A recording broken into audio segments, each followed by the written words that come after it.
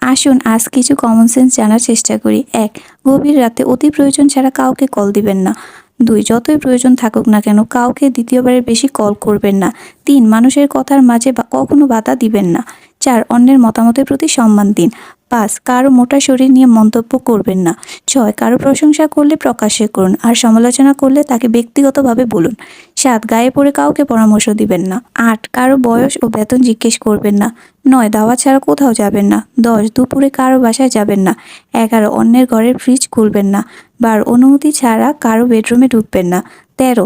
যে মজাটা এনজয় করে না সেই রকম মজা কারোর সাথে করবেন না। ১৪. কেউ আপনাকে রেস্টুরেন্টে লাঞ্চ বা ডিনারের অফার করলে নামি দামি খাবারের অর্ডার দিবেন না। ১৫. কারো কাছ থেকে হাওলাত নিলে তিনি চাওয়ার আগে দিয়ে দিন, এতে আপনার চরিত্রে সততা ও আন্তরিকতা প্রকাশ ঘটবে। ১৬. কাউকে বিব্রতকর প্রশ্ন করবেন না, যেমন ও আচ্ছা আপনার এখনো বিয়ে হয়নি, আপনার এখনো বাচ্চা হয়নি, কিংবা আপনি কেন বাড়ি করছেন না, গাড়ি কিনছেন না ইত্যাদি।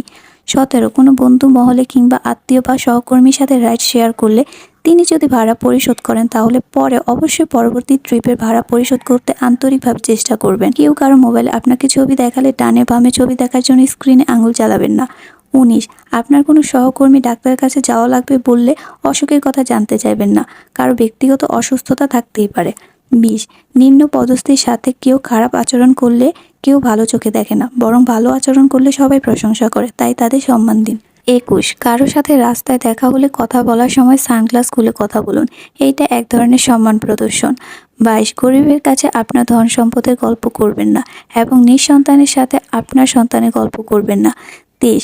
প্লিজ ও থ্যাংক ইউ এই দুইটা ভালো শব্দ, এই দুইটা শব্দ যথাস্থানে যথাসময় ব্যবহার করুন। আজকে আমার ভিডিওটা সবার কাছে কেমন লাগলো অবশ্যই কমেন্ট করে জানাবেন। আল্লাহ হাফেজ সবাইকে।